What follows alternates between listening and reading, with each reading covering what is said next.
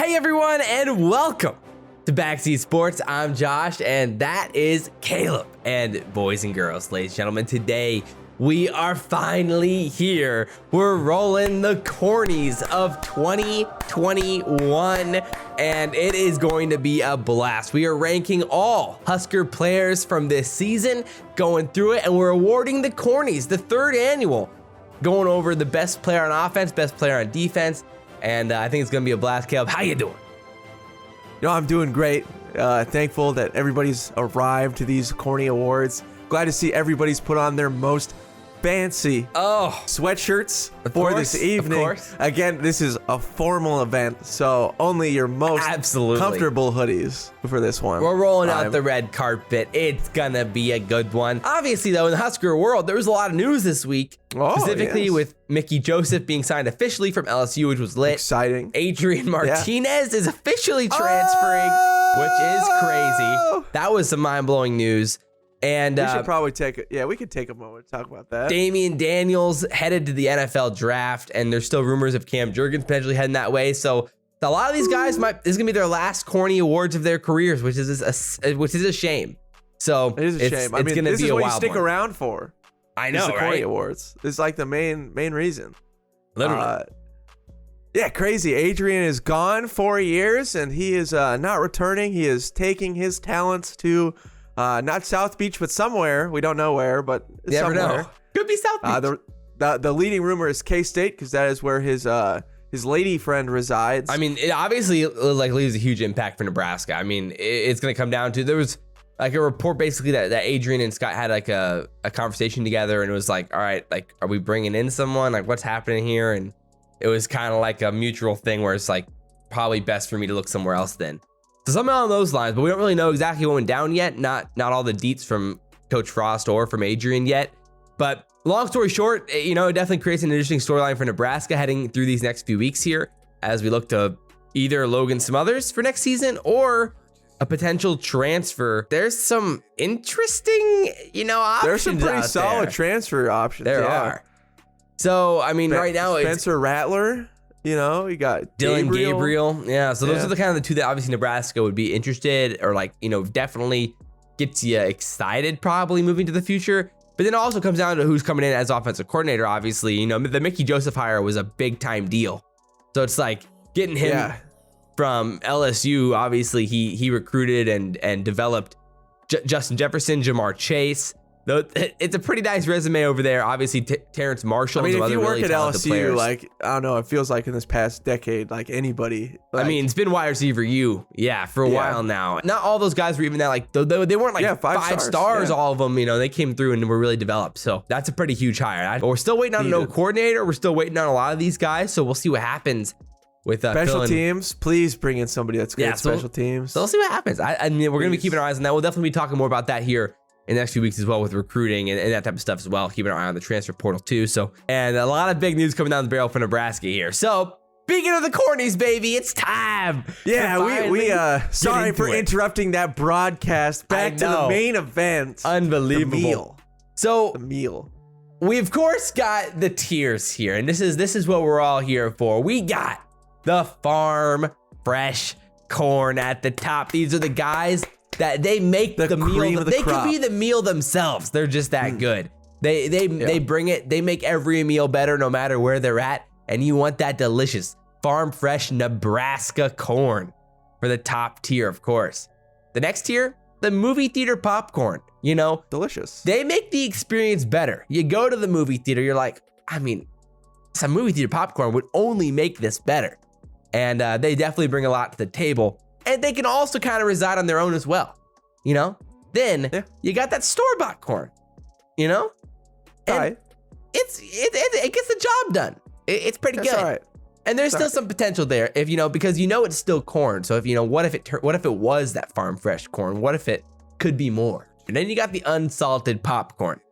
You think you got that nice bag of popcorn. Your mom brought it home. You dump it out in the bowl. You're excited to eat. Of course. You pop it in your mouth. You're like, oh no, it's the healthy kind.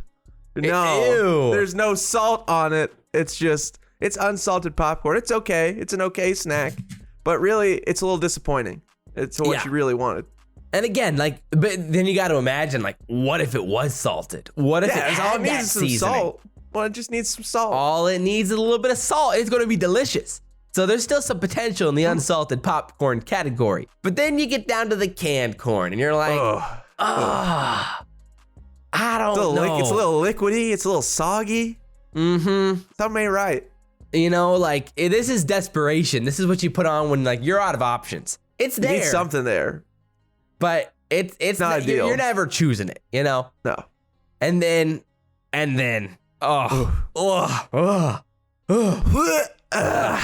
the bottom tier. Oh, disgusting. Goodness. The Iowa corn. No. Oh, no. You don't want to be in the Iowa corn. I mean, we saw what happens. You get blown out by Michigan's. What happens in the Iowa corn? You eat Iowa corn, it's a 42-3. It's a 42-3. Yikes. Yeah. That's tough. And so you don't want to be the Iowa corn at the end of the day. Iowa corn's never winning anything. No. They can think they will. They can think they'll win. They can think they will, but they won't. No. And that's kind of how it happens. So off the rip here, we got a tasty treat. We got Xavier Betts as the first player that we are ranking today. So thoughts on Xavier Betts? You know, as we've said, you know, for the last 2 years now, just use him more, you know? I mean, that's what when you say Xavier Betts, it's like, I'd like to see more of him. You know, let's get that guy the ball a little bit more. I don't think that, you know, it's not him or whatever. I mean, I think Mickey Joseph is exciting with him for sure. Yeah, that's the thing. Like, there's so much potential with him still, with his playmaking ability, his speed. I mean, he's got the hops. He's got catch ability. He's so fast. You know, obviously there's always could be better at running routes, but you know, maybe it's the downfield blocking that could get probably his most lacking we ability. Haven't seen his hands on display yet. We've seen his legs on display. We've seen his speed on display a lot. I think when you say that, I think early in the season, Adrian really overthrew him on one little That's true. cut route. And He's had a few opportunities. He had full. You know, he had to go full catch radius up to the top shelf to grab one. I think he's got it. I just don't think he got the love he needed. For sure. So love or the time. For me, he's definitely in between that movie theater or store bought. He's right on that tier. Where do you lean? Yeah, you know, because you know, movie theater, definitely you could see it there. Like, he's great. But he didn't get enough usage maybe to be, I don't know, maybe to be there, or is it enough in your opinion? I mean, that's what I'm saying. He's either probably gonna be at the top of that store-bought category or like kind of like the bottom of the movie theater. I mean, I'll put him in movie theater because, you know, we love it. Why not? You know? Amen. This is our award show. We can be biased. Yeah, we'll put him right there. David deserves it. So our cutoff for this, we decided, we're like, okay, who do we count? Obviously, tons of players play.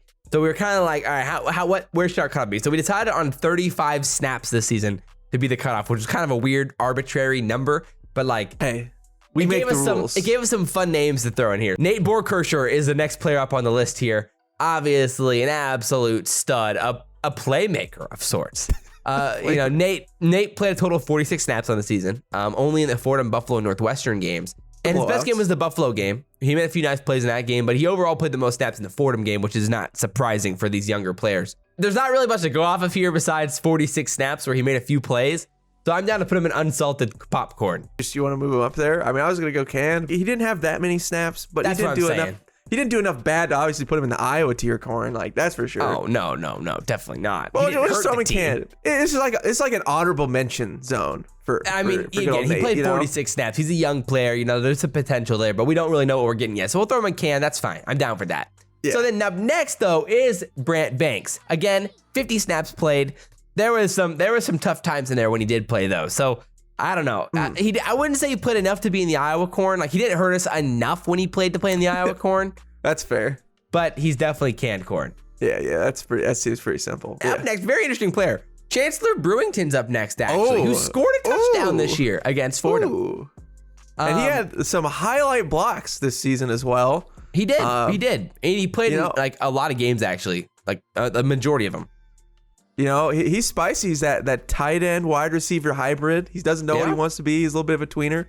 Honestly, he's probably a wide receiver, but he's so good at blocking, they put him at the tight end sometimes.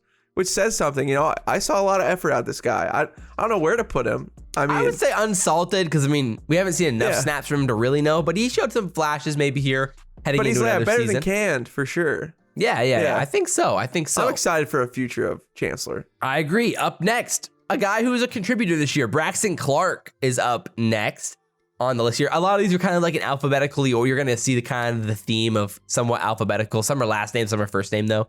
But Braxton Clark, thoughts on old Braxton? Did okay, like for us in coverage. Like I don't remember being like too upset that many times. No, it was just a weird year for him because I mean, like he when he came in, there was obviously that battle there with Quentin Newsome and like how that could play out. Honestly, I felt like I was a little bit disappointed from Braxton Clark. Last year, there was a lot of potential and hope. Yeah, with like some of the plays that he made downfield last year. And then this year, nothing exciting. No big time plays. I would lean either canned or unsalted here, but what are your thoughts? He did play a little bit more, I guess. I'd put him in the unsalted. He has 122 snaps on the season. I'd put him in the unsalted. I guess store-bought corn is kind of like the cutoff for like you're a solid contributor. Like, so like unsalted, you know, like we need some more seasoning out of him. Yeah, I agree. I'm down to go unsalted, but I mean, I wouldn't mind putting him in canned, but I feel like once we get more people on this list, it might be easier to put guys in canned. But right now, because of just the tier we're currently at, it's just a little bit tough. Another very, very interesting player here on the list. Absolute beast. Brock Bando is on the list here next. To be fair, he did look better than like Brant Banks. So, for sure. I'm down to put him in unsalted. That's fair. He only played in I think 4 games. I mean, look, 4 games this year. Illinois, Northwestern, Wisconsin, and Iowa. I thought he was serviceable. But yeah, I agree. I think he came in when he was aight. So I'm down to go the unsalted corn there. And let's just say that the bar can be kind of low for our offensive linemen. So, hey, that could help him. That is true. I mean, the bar is unsalted corn for an offensive lineman. It's a pretty nice. I mean, might as well be Nebraska corn at this point. So, I mean, my word, it's actually pain. Brody Belt is up next. Good old Brody. I'm going with some canned corn, I think. Really? Yeah. I thought he was fine.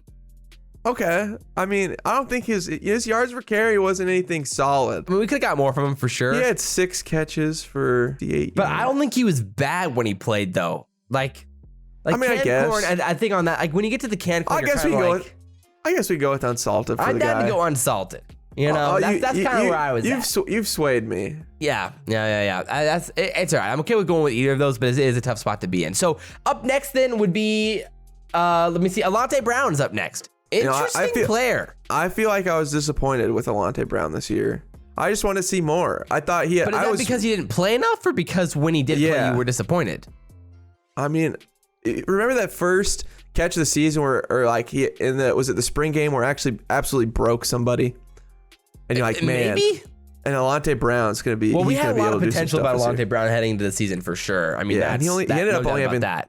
Yeah, he had 3 catches for 30 yards. I mean, obviously that's not all. You know, we don't get to see everything. I just remember just being a little bit disappointed. Well, I thought he could get into that kind of like store-bought corn tier, like a legit contributor on a regular basis this year. Yeah, that's what I thought as well. But I still think he has a lot of potential. We saw some flashes there at the end of the year here with the few plays he made. No, I don't. I think it's definitely potential. I was sad that he didn't get to be on the field. Why not? I definitely want to see him get some more steps. All right, next player up is Caleb Tanner. Then, baby, very interesting player. A guy who I think grew throughout the year too.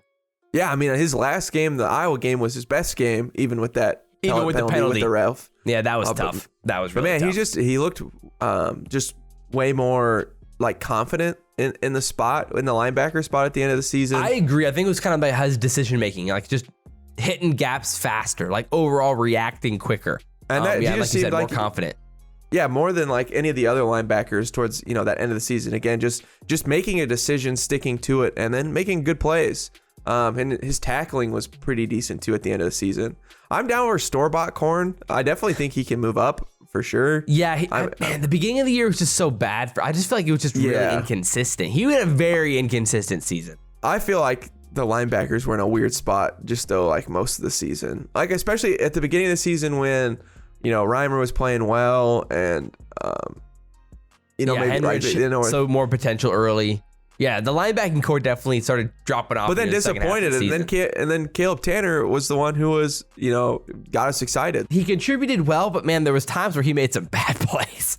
Yeah, there was definitely some. Yes, that's kind of why I'm a little bit hesitant. Yeah. Cam Jurgens is the next guy on the list, though. Ooh, interesting. Very interesting because, I mean, he was an Iowa corn guy for the last 2 years, I think. And he's made huge improvements. Huge improvements this season. So is he rising out of the ashes like a phoenix? He's rising from like a phoenix, baby. Cam Jurgens. Out of the Iowa cornfield and into somewhere productive. Yeah. Wow. This is exciting. This is an exciting moment. Proud moment here. This is a proud moment. I would legitimately say I think he's pushing movie theater. Because if Xavier Betts is there, I mean, Cam had a really, really solid season. He's either the top of the store-bought or he's the bottom of the movie theater. Yeah, that's kind of where I'm at. You know, I definitely for sure say store-bought. Do what I say movie theater. This is tough. That's a tough spot. It's definitely in between. I feel good about him in store-bought. Based off our team this season, I mean, I feel like he's movie theater, but like that's based fine. Off Nebraska, he shouldn't be. But like exactly based off our story. I think it's the fact that he's the center, and then like the offensive line. He was the best offensive lineman. Yeah, but then our whole offensive line had some miscues, and like I definitely think as a general, as that center, as the quarterback of that O line, maybe it could have been better because like obviously there was a ton of breakdowns, but then obviously some of it is he was just working with what he was working with on the other guys on the offensive line. Maybe there's only so much you can do. But man, he was balanced and reliable this year. Like that's what I'm saying. Is like the bad snaps were really there. Rarely were you like, Cam, what was that? Like there was a lot of other guys to blame. No spoiler. What? There were a lot of other guys you could blame for problems this year. So I'm willing. I'll put him. I'm gonna say movie theater. All right, I'll put him in there too. Let's go, Cam. Let's go, Cam. Love that. What a rise. Nebraska, please. We can't be losing you. I mean, we seriously though. Please. Actually, yeah, we would really like to put you in that farm fresh this next. Yeah, literally. I mean, it is going to be scary. So, with that said, the next guy up, very interesting guy. I mean, an absolute beast. Casey Rogers is up next. He put a total of 139 snaps. The whole D-line was pretty solid. And I would definitely say he felt like we saw some improvement with him as the year went on. Honestly, in my head, Iowa game was probably his best game. Overall, making impact. 17 tackles. He played 32 snaps against Iowa, which is that's a pretty solid amount. Early on in the season, I think we could have seen a little bit more push from him. But in the second half of the year, I thought he made some nice impact plays. Yeah, I'm fine with like unsalted, probably. Yeah, probably the top of the unsalted then would be about right for him, I think. Would be like, definitely the top tier of the unsalted for sure right there. Something along those lines. He's a player I don't think he's quite store-bought because definitely, we saw a lot more defensive line with more production than him. But he came in and he was fine. Yeah, I agree with that. So the next player up is Chris Hickman, tight end. Again, he played like 89 snaps this season. Most of them in the Buffalo, Fordham, and Illinois games. He played a few more in the Oklahoma and Northwestern games. Overall, and again, that's because Austin Allen was hurt. And I mean, nothing too crazy to go off of here with him. Again, not a big sample size. I'm going with more canned corn, I think is what I'm leaning here for good old Hickman. That's fair. I mean, I can see an argument for unsalted, but I wouldn't say he was bad. I mean, no. Yeah. I mean, not a lot of impact plays, obviously. Yeah, but he didn't really, he wasn't that great, I'm down to go with canned, but I don't think he was really that bad overall. Next player up, another unit. Damion Jackson is up next. What a guy.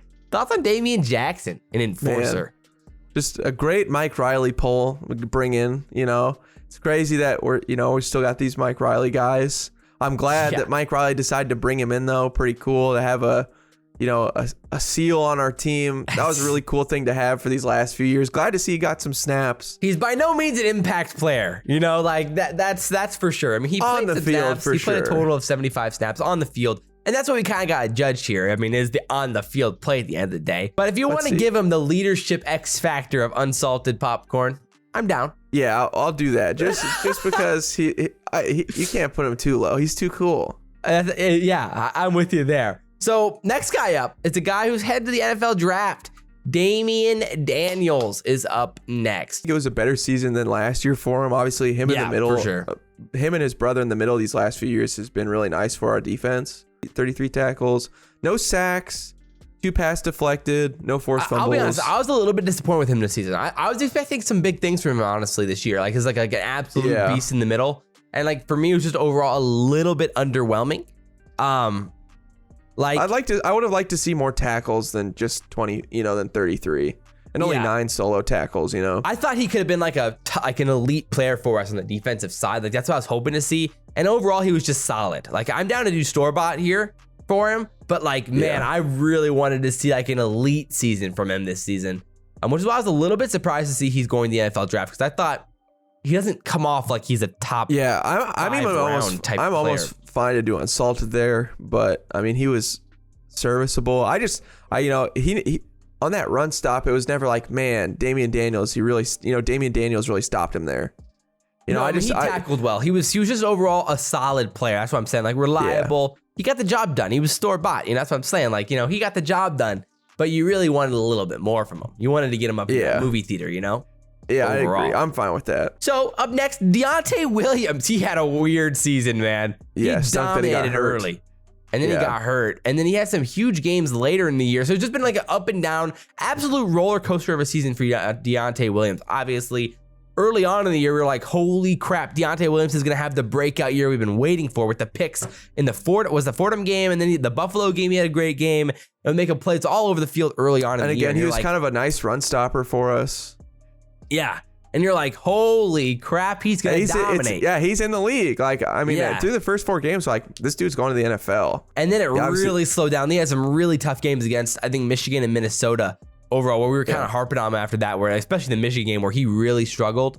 And then he got hurt, which really sucked on the big time play. So it's like, I don't know. I honestly am not sure where I want to rank Deontay. I'd probably put him in movie theater. I think he really he exceeded my expectations for the season, especially early, and did a lot to I mean, he had a ton of picks, and we asked him to do a ton. I mean, he had 46 total tackles, 23 solo, 4 picks, 3 pass deflected, and a lot less games. And at the time, he was pretty high up there on picks leaders in the country. Again, like he did a lot more than I was expecting. I thought him and Dismuke were kind of going to be the same kind of guy they were last year, just kind of headhunters, enforcers, but like okay at tackling, not as great. Deontay Williams really did take that step for me this season, a step up higher. And obviously, I wish he would have got to play more, but in what we did see, I thought it was enough for if Cam Jurgens is movie theater, I definitely think that Deontay Williams is. Interesting. In my head, I think Cam Jurgens had honestly a better season than Deontay overall. Like, interesting. I just feel like in the second half of the year, Deontay was like actually hurting us at times with some of his plays. And I think that's because he was trying to play through some hurt stuff, but he didn't play like the last 3 games. Well, that's what I'm saying. Like in the Michigan game overall, like that was really tough. So that's why I feel like I'm kind of leaning like the top of the store-bought category, but I'm okay with putting him in movie theater. But I'd want to put him in movie theater. I think for me, I thought he was going to be in kind of the store-bought Unsalted this season. All right, I'll down to stick with movie theater. And our rush defense got way worse when he was out those last few games. Well, that's true, but also JoJo was out, and that was killer too. All right, next up is another guy who had a weird season, DeAndre Thomas. So like early on, we were like, oh man, DeAndre Thomas.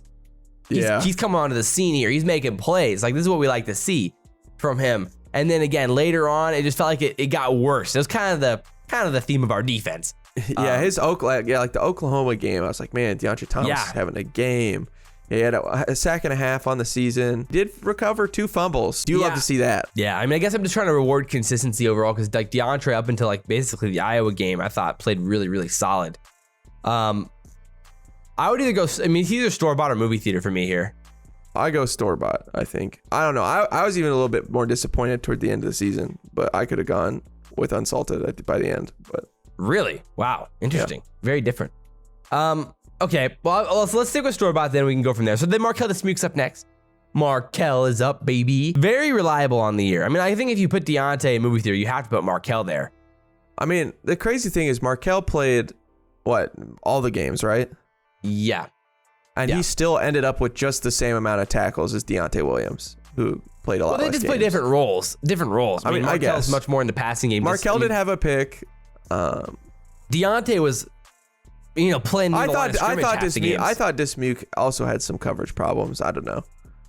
But I mean, like, he had less tackles, but like overall, I thought he was a more impactful, consistent player on the season than Deontay was. who made more mistakes. I mean, I don't know. Overall, I just think with the more snaps that Markell played, and overall just like his consistent performance throughout them, like I think they have to be in the same tier. So either we have them both in movie theater or we have them both in store-bought. I don't know. I just with the less games, and I thought Williams had way more of an impact on the season, like in a positive light in the games. Deontay he had higher upside but lower downsides. Like when he played bad, he played really bad and hurt the team. Where Dismuke I thought was more consistent throughout the year. I think that matters is the consistency overall. I mean, he played really, really well against Michigan and Purdue in both those games. And in the Buffalo game, he played really, really well. Again, I just thought, it was just a position he was in. Deontay had more impact plays early, but then the bad plays late creates for a worse season. We didn't really play any good passing teams after, and Dismuke missed tackles, like in the open field, like plenty of times. But throughout the majority of the season, Dismuke tackled very well until the last few games. I don't know. Williams, I definitely think had the better season than Dismuke. I think Dismuke definitely had a better season than Williams. So overall, I'm really confused. We're gonna have to both put him in movie theater then. But I think they should both be in store-bought. I think the Dismuke should be in store-bought. Deontay Williams should be in movie theater. And I think Dismuke should be in movie theater and Deontay should be in store-bought. So drop your comments down below. Oh, spicy. Overall. Oh, guys, this is exciting. Next up is JoJo Domann. All right, and are you thinking what I'm thinking? Where he's headed? He's headed to the farm fresh corn category. But there's an interesting debate in the industry. You know, we have one Corny to give out on each side of the ball. You have one to give out on offense and one to give out on defense. And if I had to give out an award for the 2021 season, I think I'd hand it to JoJo Domann. I'm thinking, while we may disagree on our safeties, I definitely agree with you here. The true safety, JoJo Domann, baby. JoJo, our true defense. Is the 2021 Corny Award winner, baby. Things you love to see. JoJo Domann. Speech. Absolute GOAT. And it's exciting to see how well he played this season. He was an absolute unit all the way around. Again, the Band-Aid for this defense. He did it all. He was fantastic in coverage up front. He was the Nate Gary for our defense, or but a better Nate Gary. He was so good. I mean, he was just overall great, and you love to see that from JoJo, to say the least. Deal up your hand, go dominate the combine, and get paid. Facts. So overall, fantastic stuff. And up next, it's Gabe Ervin. Obviously, so sad. Oh, so sad that he got hurt against Oklahoma, but man, Sooners. So thoughts on Gabe Ervin in the four games that we saw him play? Obviously, like it felt like Oklahoma, he was just kind of starting to turn that corner. Yeah, Buffalo and Oklahoma, you're like, here it is. And that Oklahoma game, we were inside the 10, and he ripped a first down run. That really explosive first down run, yeah. That we needed, and which helped us not punt out of our own end zone, which as we know is a very bad thing if you're Nebraska football, because our special teams is just non-existent. So he's probably saved us at least a safety, 2 points, a touchback, something terrible. So that was huge. I mean, again, we saw a lot of the flashes here. Again, he played a total of 105 snaps as a whole on the field here this year. So it's like it gets a little bit tough to exactly grade him, but I'm down to put him in the store-bought corner because we saw enough from him to definitely put him in that upper half, I think, but not enough to say he's an impact player. I'd put him in unsalted. I still think there was a little bit more to be desired. Like if we were going to name him the starter, like there wasn't like maybe enough in those early games, maybe to like I would maybe put him in the unsalted because it's like, I don't know. I feel like we should have worked him in like maybe, 10, 12 snaps those first games and kind of built him up into that starting role instead of just handing him the keys. So obviously, I think like Ramir ended up maybe looking better than him. Like because early on it was obviously Step v. Ervin. Then all of those guys all started to fighting for the spots. Obviously, it's just tough when you have so few snaps. I mean, I think he's either the bottom of the store-bought or the top of the unsalted. Because I mean, like he undoubtedly was more impactful and flashy and showed more talent than like basically any of the guys that are currently in the unsalted category. So it's like, I mean, that's true. I mean, yeah, it's true. We can put him in store-bought. I mean, he was definitely serviceable. Right. But he just didn't get to play enough to really see what we could do. Yeah. Hopefully he can come back from the really tough injury and then come back and make an impact. But it's going to be a long road back for him. So hopefully he can make it happen. So next up is Ethan Piper, baby. Oh yeah. So Ethan had an interesting season to say the least. Thoughts on Ethan Piper? What good things can I say about Ethan Piper? He put a total of 251 snaps, so he actually had quite a bit of time this season. So thoughts? Oh, I'm giving him. Oh no. Well, okay. Iowa corn for Ethan Piper. Read my thoughts, everyone. You can fill in the blank however you want. It's tough. People are screaming in fear. Oh no. Yeah, it's not ideal for old Ethan Piper. Another guy, Levi Falk here, which there wasn't really many negatives to say, but there was really no positives. I mean, it was just kind of, I'm down to go unsalted here. He had a touchdown. He had 18 catches for 223 yards. He doesn't really specialize in anything. He's just all right. You know, like overall, it's like, he has decent enough hands. He doesn't have any flashy speed. He's not going to blow you away with his route running. You know, he's not like... He can catch. I don't know. Super sized. He's all right. I'm down to go unsalted. I could put store-bought, but, you know, unsalted's more fun, so... Fair play. Okay. Oh, here's a fun one. Miles Farmer is up next. Another weird season for Miles Farmer because... He had a pick. Yeah, you know, he had that nice play there, but like overall, I think both of us were pretty disappointed with him early on. Yeah. Did he improve? Maybe.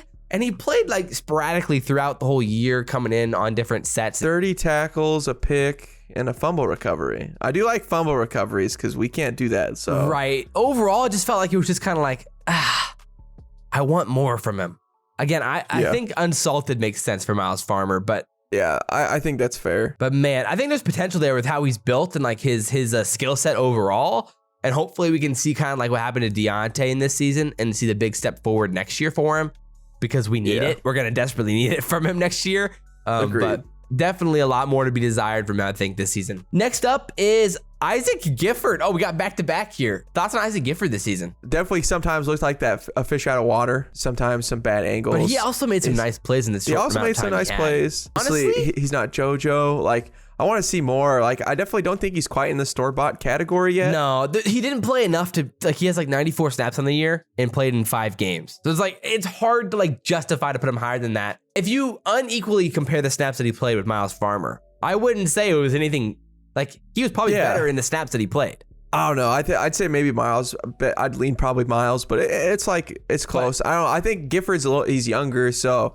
You know, I think both of them have upside, and both of them are going to need bad tackles in the Iowa game. That was the problem. I think that really stands out as a negative. But overall, I know his tackling was bad. But ironically, before that, I thought he tackled well in the other games. So it's really weird that like the Iowa game was just that bad for him tackling wise, because that was kind of like where he'd been playing his best earlier in the season. So it's just weird. I think it's just a case of where we need Gifford and Miles Farmer next year to be a lot better because they're going to get most of the time on defense this next season. So I think that's why I think both of us would put them in the unsalted. Is like, we need to see more of them next year because they're going to contribute. Yeah, that's kind of where I'm at with it too, like in that same argument. So I'm down to put them in unsalted then, just overall, but I could see the argument. So, all right, very interesting. Another guy who is going to be probably controversial overall is Nick Henrich up next on the list here. Man. Again, moments of fantastic play and then moments of just like forehead slapping. Like, what is happening? Never felt like he was that instinctual of a player. Like, he'd do his job, but it felt like he was never made the exciting play. I was never like, man, Nick Henrich, what a crazy smart football play there. You know, he had 99 tackles. He had half a sack. He just played so much. Like, if you play so much in your middle linebacker, you're gonna have tackles. It's just, I think at the point of attack, I'll be honest, everything about Nick Henrich was underwhelming. Yeah. Like, he had a few nice plays where you can highlight and you're like, nice. Like, that was good. He only let him get 4 yards there. Like, that was it. Like, yeah, I agree. He wasn't good at shedding the blocks to get the tackles. I don't think he's good. I just don't. Like, no, I agree. Nothing great for me. Like, he's unsalted. Like, I could even go canned. I could go canned, bro. I'll go canned corn. Because the problem with unsalted is, I think the difference between he had 99 tackles this year. How could you say that's the thing. I think unsalted is like consistency, plus like maybe untapped potential where they didn't play enough snaps to really decide, like they didn't hurt you. But I do think that there were plays where Nick Henrich hurt us. And overall, I think he was like legit subpar Big Ten linebacker when playing that many snaps. Yeah, I'd agree. Like just nothing special. Like there was no. Right. Like it's tough when you're grading guys who played like 50 snaps versus a guy who played 727, you know, so like I could see people be like, well, you have, this guy in this category, but like this guy who started the whole year is going to be in canned. Levi Falk, I think I'd say he's better than Henrich. Right. So. Tough to compare across positions and size of the ball, but yeah, but I think so. Yeah, I don't know. I just don't think he played it that well. And maybe that's defensive philosophy, and maybe that defensive philosophy really hurt him. But honestly, he's just so boring. Never made a big play. And at the point of the attack, he never like, it just felt like always hesitant. And like he'd be the second guy there, but rarely was he the first guy. If he was the first guy, he probably didn't make the tackle. Like I just thought it was just a really disappointing season for Nick Henrich. I'm down to go canned. Not just uninspiring, Yeah. It's kind of the final word there. All right, Trent Hickson is up next. Oh, another absolute beast. I definitely think farm fresh corn is something he'll never grace. Iowa corn it is. Oh, it's tough out here for the boys. It's tough out here for him. But yeah, he's an Iowa corn guy for sure. How can our offensive line be as bad as it was? I mean, it still blows my mind. No, I mean, the coaching has been terrible. And that's the reason why he was finally fired. I think a lot of it is that. So maybe it's not all on these guys. They could be great people. Yeah, but man, are they bad football players. They didn't perform well, at least. That's the thing right now. All right, so Chris Kolarevec is up next. Again, very disappointing season. I would go canned corn. Yeah, I'd say that. Yeah. I mean, I was definitely hoping for more as a transfer guy, Oh, yeah, exactly. For sure. 100%. Yeah. Up next, Oliver Martin is the next guy up here. Another guy who, again, solid, fine. He was great for catching punts and fair catching them. And man, was that needed on our team. Man, was that needed. 10 catches, one rush 10 for catches for 170 and one rush for nice 0 yards. I'm fine with canned corn as well, but really, I would say unsalted fine for Oliver Martin. Unsalted popcorn's fine. It was just disappointing that he'd get the start. Is I guess what I was really thinking. That was just it was just a waste of a starting spot for those first few games. Yeah, sorry, Oliver. That's true. Another guy that you love this season, Matt Sichterman. But again, to be fair, I truly don't think that he was as bad as the other guys that are currently in Iowa. I think he's canned, to be honest. Yeah, I agree. He made a couple blocks in the Iowa game, and I was like, what is this? I know. Apparently, he's very smart. I mean, look at his studious glasses. Oh, of course. He's ready, man. All right, Tevion Morrison's up next. Iowa? What? What? I mean, he didn't do anything. He's been like a guy who's never done anything. Yeah, he stunk, didn't he? I mean, he was fine. Well, I mean, because most of his performance came in the Northwestern game. He also played all right against Minnesota. I just feel like we've always heard so much like hype about Sevion. Well, he's definitely been not lived up to the potential. I'm down to go unsalted or canned. But I'll go unsalted, I guess. But I don't know. I think he's been his career's been disappointing, I guess. Oh well, that's for sure. That's definitely his career's been very disappointing. And now he's transferring. So just overall disappointing career for him so far. Yeah. And then we got the guy Garrett Nelson up next. Sack leader for our team with 5. He was debatably the most consistent pass rusher for us. So that's got to give him some up. Like he definitely had. Yeah, that was definitely nice for us. Did he have some bad games? Tackles, yes. But did he also have some games where he was maybe the most impactful player? Yeah, yes. Forced fumble. In my head, if we have Deontay and Dismuke in movie theater, then I think we need to have Garrett Nelson in movie theater. I'd agree. Yeah. I mean, definitely like on the tackling, like on run stop. Definitely coverage, bad. Not good. Disappointing. Yeah. But up front, pass rush and like overall making plays around the line of scrimmage, pretty good. Respectable. Yeah, so very solid. And that's kind of been the standard for our team this year. I mean, respectable, solid. If he could do one thing good, it's worth movie theater at this point. Like one thing good's better than like most of our team at this point. So, I mean, weigh that as it is. I mean, Garrett Nelson's a stud for us right now. That's kind of the problem. All right. Well, Quentin Newsom's the next guy on the list here. Store-bought did enough, but he got burnt sometimes. He got burnt. I know, that's the problem. Dude got burnt. Was he that much better than Braxton Clark though? I just don't think he was. He played more. He did play more. I mean, he was fine at times, but like he got cooked sometimes. I mean, that's what I'm saying. Ohio State. I mean, to be fair, it was Ohio State, but he got just, I mean, flamethrower the whole game. And he wasn't a good tackler either. I mean, like that. I don't know. I would go unsalted. That's fine with me. It wasn't great. Well, now you got a guy who was really fun. Newly was a very fun player this year. A fun surprise. Man, the transfer, our great friend from Germany.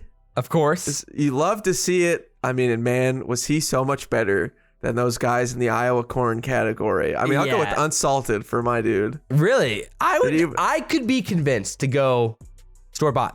You know what? Just to rub it in all the rest of those Iowa corn guys, let's put that dude in. Because overall, like, he was when he came in, you're like, all right, Newly, let's go. Then now we got something here. He's at least all right. He was rarely the problem, you know? Like when you're watching the game, you're not like, Newly. Like, it's like, oh no, Norden Newly's playing. Yeah, that was not the feeling whatsoever. Exactly, that's what I'm saying. Store-bought for good old Newly. Omar Manning is the next up on the list here. I'd say movie theater. Yeah.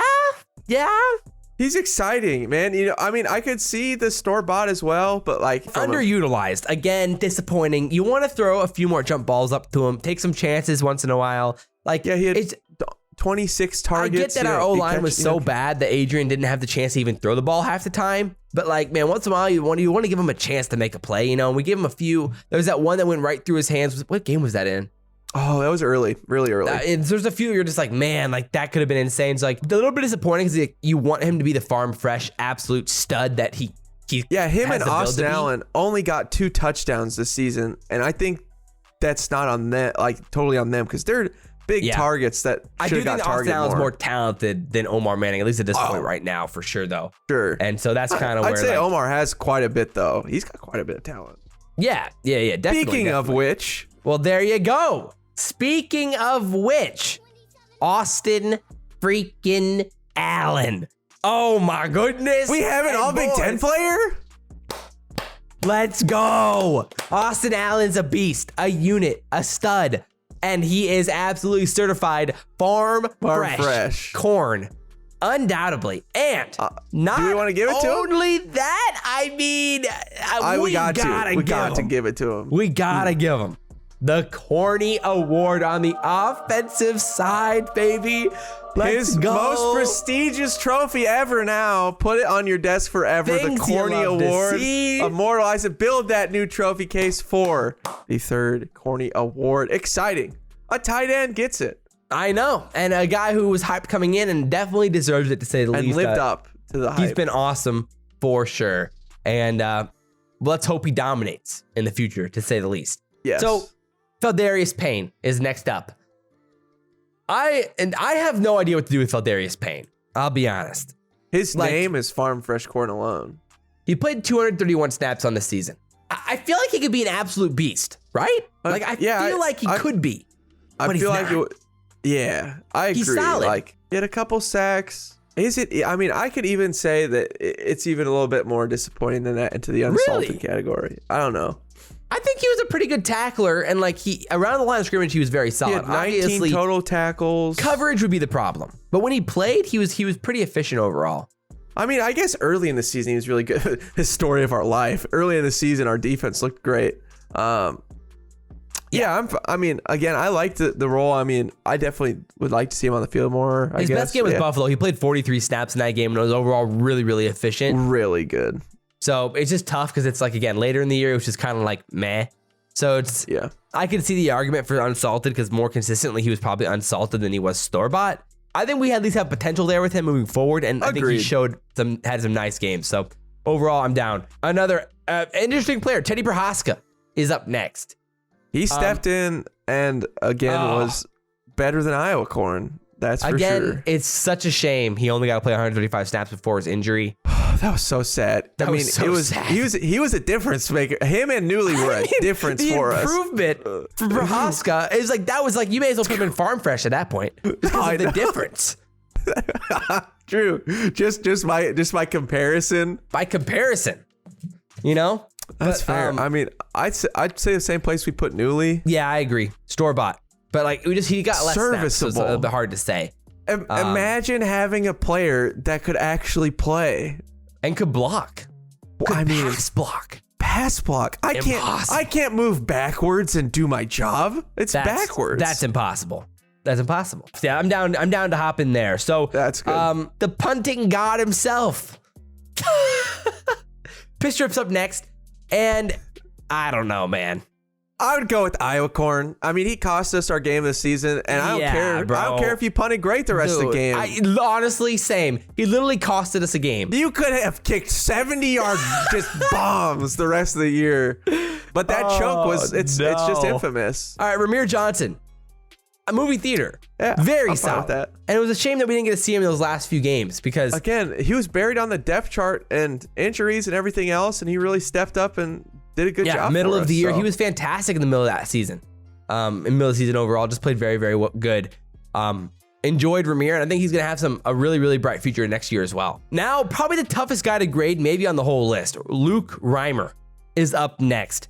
And he wasn't as bad as Nick Henrich.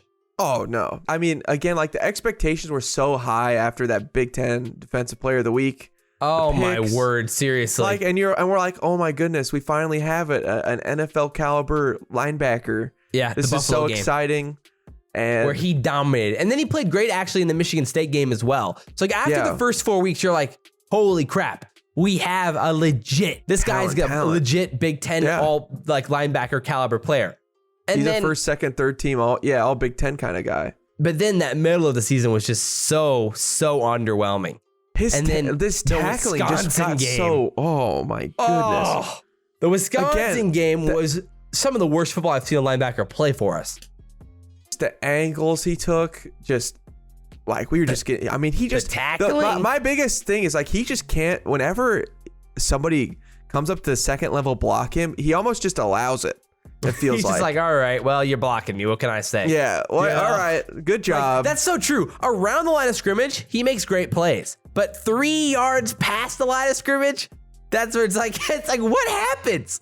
It's so confusing sometimes. Yeah, he just so much was left to be desired for me for Reimer as the season went on, and yeah, just some of those his bad tackling performances was just so disappointing. But like, is it outweighed by the great games early? Like, it's just, is it recency bias because of the late games? Where are you thinking? Are you thinking unsalted? Anybody can play, any D1 Power 5 school can play good against a MAC school. It's. I mean, at least he had a really, really solid game against MSU. Like, that was a really, that's true. Really Our whole good game defense from him. did. Our whole defense. Yeah, I mean, that second half was some of the best football we've seen in the last decade from the Black Shirts.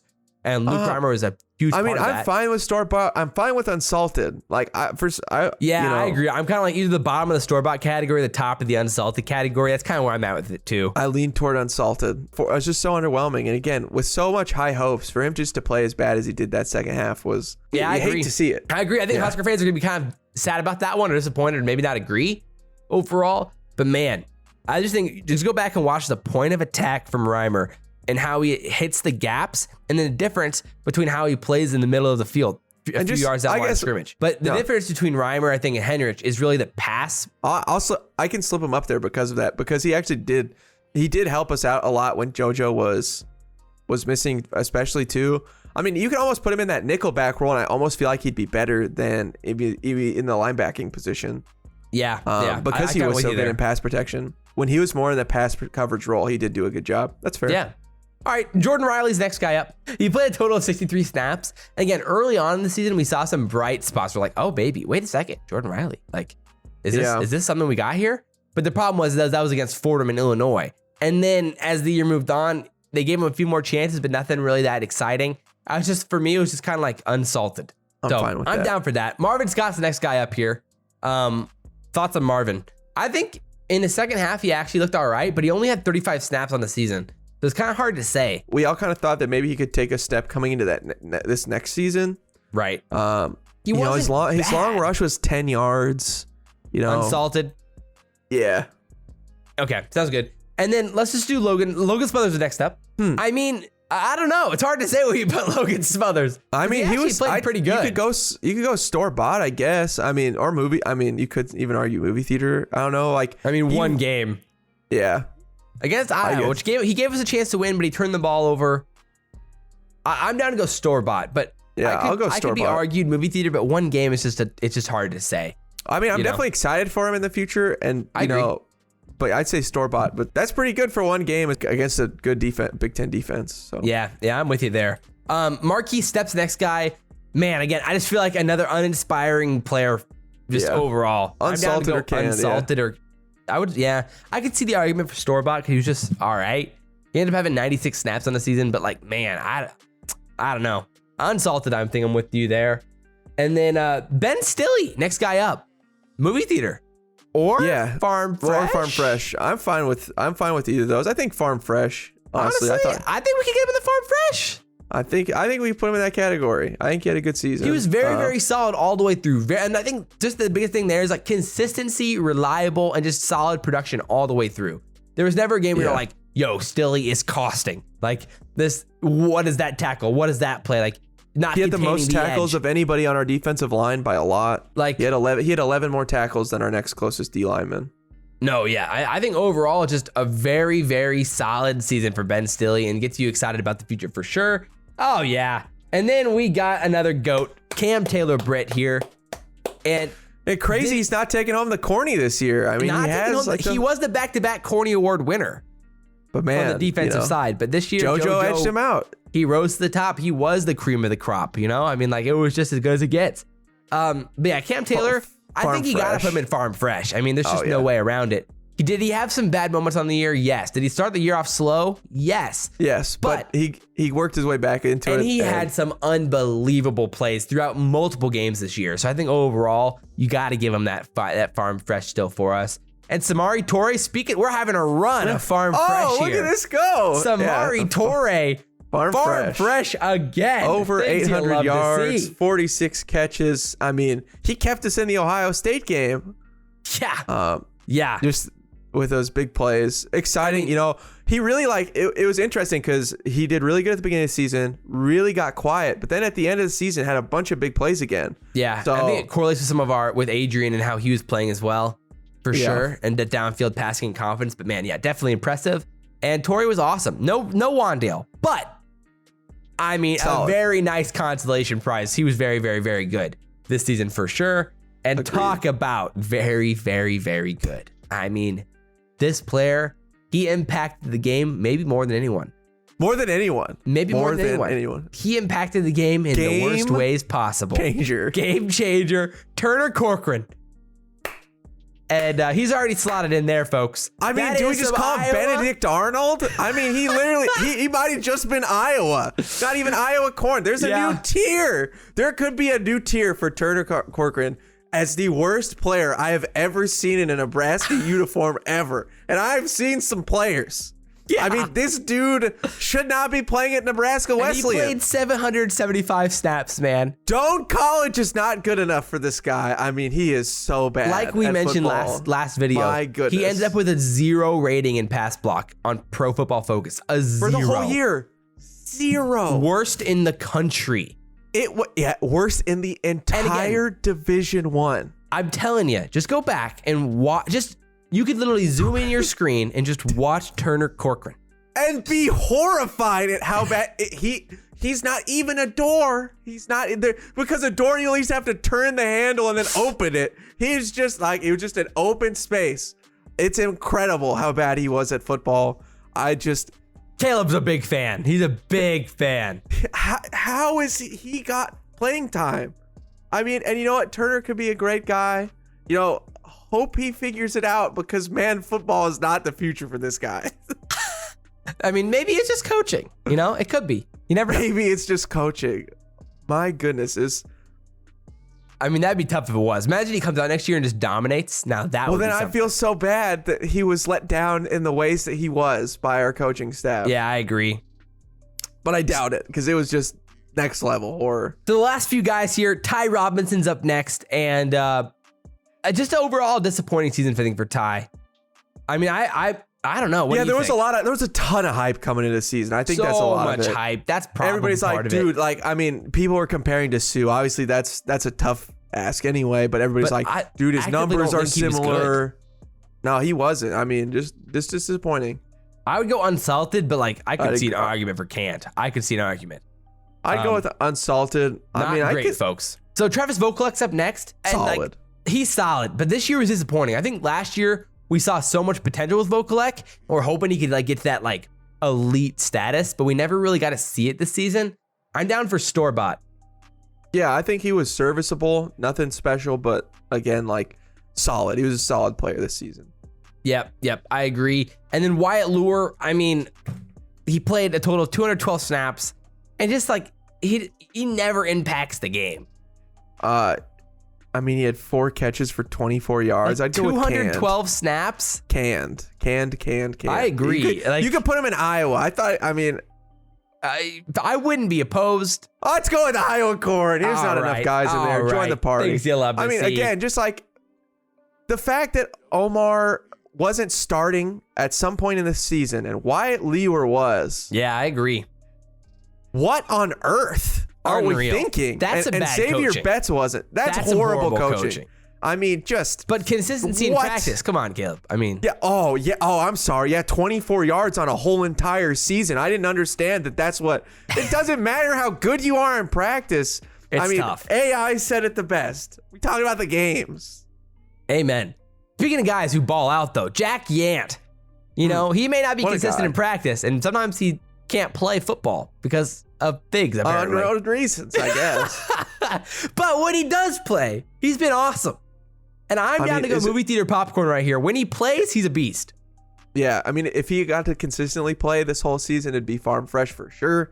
But yeah, movie theater, he's exciting. And man, that long run, that like 70-yard run, like doesn't get much better than that. 100%. I agree. The last 2 guys here, I mean, talk about a guy who I have no idea where to put. Adrian Martinez. Maybe we should do 5 separate pictures and then put the one in farm fresh, movie theater, store-bought, unsalted canned in Iowa. Bro. Oh, my word. What point in the game are we talking about? Is it first quarter? Oh, farm fresh. Second quarter maybe. Third quarter. Game-winning drives? Iowa. Iowa Corn. I mean, holy crap. It was unbelievable. This year, he would look unreal. He would dominate. And you're like, holy crap, Adrian's back. And then when it mattered and he needed that big play, interception, fumble, overthrow. It was just like, how is this so predictable? And so at the end of the year, it's like, I don't know where to put him. Like, I have no clue. I have no idea. Again, like I feel like half the games he's farm fresh, and then half the games he's trash. It's incredible. No, I mean, every commentator at some point said it that they'd never seen anything like it. Again, and I think most people did. It was like, wow, like so good, but turnover issues. And so then like when he made those turnovers, you're like, what is happening? And then when he's making the great plays, you're like, holy crap, this kid's insane. It's just like, I don't know. I'm down. I feel like store-bought's kind of like middle of the tier, but he definitely impacted the game positively more than he hurt. I mean, on the season. Now that he's gone, I'd love to just put him in Iowa Corn. I'd just love to throw him in there. Have fun. I'll ceremoniously leave him in there for about 10 seconds, and then I'll move him up to store-bought, No, you should start him at farm fresh and then work him down, because that's how it would go throughout the game. Oh, no. Oh, man, he's the best player in the world. But he's the best player in the world. Oh, I guess our drives are kind of stalling, but it's okay. Oh, all right. He's still solid, though. Oh, he fumbled, but, then we came back and scored a touchdown. It's all right. Uh-oh. What was that throw? I don't know. It's starting I can't tell if he's helping us or hurting us right now. Oh, just throw the ball away. Please throw it away. Adrian, please what are you doing? The clock's ticking. Why didn't you feel him behind you? He's right behind you. Oh no, game-winning drive. It's in overtime. What's he gonna do? Not for the 8th time this season. Just stab me in the heart and in the back. Let's be honest. Let's be honest. He probably should be in movie theater or farm fresh. He probably should be. I mean, like, if our standard is Nebraska football right now and Garrett Nelson's in movie theater, I mean, Adrian impacted the game as positively as Garrett Nelson. Well, you can put him in the movie theater. And like, realistically, Torrey wouldn't have been there without Adrian. And it's like, It's just Adrian's the quarterback. Never being able to finish a game. I mean, Taylor Martinez did. Tommy Armstrong could win a game against Minnesota by himself on a bum leg. Like, he did. Remember, he got hurt. He was hurt afterward. He hobbled into that end zone. I know. And didn't play the rest of the season. Like, I don't know. When there's a will, there's a way. And sometimes it felt like he just didn't have it sometimes. He's a great guy. And, like, again, we wish nothing for the best of him. And like, could you imagine if he starts dominating next year? Then, like, that makes Frost look real dumb. Yeah, I mean, and who knows? Who knows? It could be. Who knows? But last guy here, he played hard. Absolute talent, Bryce Benhart. You know, and like we said, Turner should probably have his own category. But let's be honest, Bryce Benhart's in Iowa corn. I mean, how did our offensive line? How did we get here? Look at how many of them are in Iowa corn and look at us. I know. And the ones that aren't are the ones that filled in for them when they finally realized they were that bad. Like, we started all those guys, and Bryce Benhart, who, I don't know, probably led the nation in false starts for this season. I mean, it wouldn't shock me. It's tough, man. It's tough. So overall, this was a really, really weird ranking. Last year's, I felt like was more straightforward. This year was just like so inconsistent with how we played. Again, just kind of the narrative of the whole season as well. So it got a little bit tough. I'll probably have to edit down the video a little bit, but it ended up being pretty long. So hopefully you guys enjoyed this longer hang out talking about these guys' seasons. If you guys did drop your comments down below, what did we get right, what did we get wrong? I'd imagine some of you guys have been talking about, Henrich, Reimer, Adrian will probably be the three guys who are talking about the most in the comments overall. So drop your comments about those guys. Logan Smothers, your thoughts on his one game, and overall thoughts on the season and the off season. What you guys want to see for content in the next few weeks as well. Always appreciate the recommendations down below. And you guys hanging out with us is always nice and a good time to talk about some Husker football. But if you guys enjoyed it, like, comment, subscribe, share the video if you guys really enjoyed it. As always, I'm Josh. That's Caleb. This has been Backseat Sports and Guides. We will see you next time. Go Big Red, baby.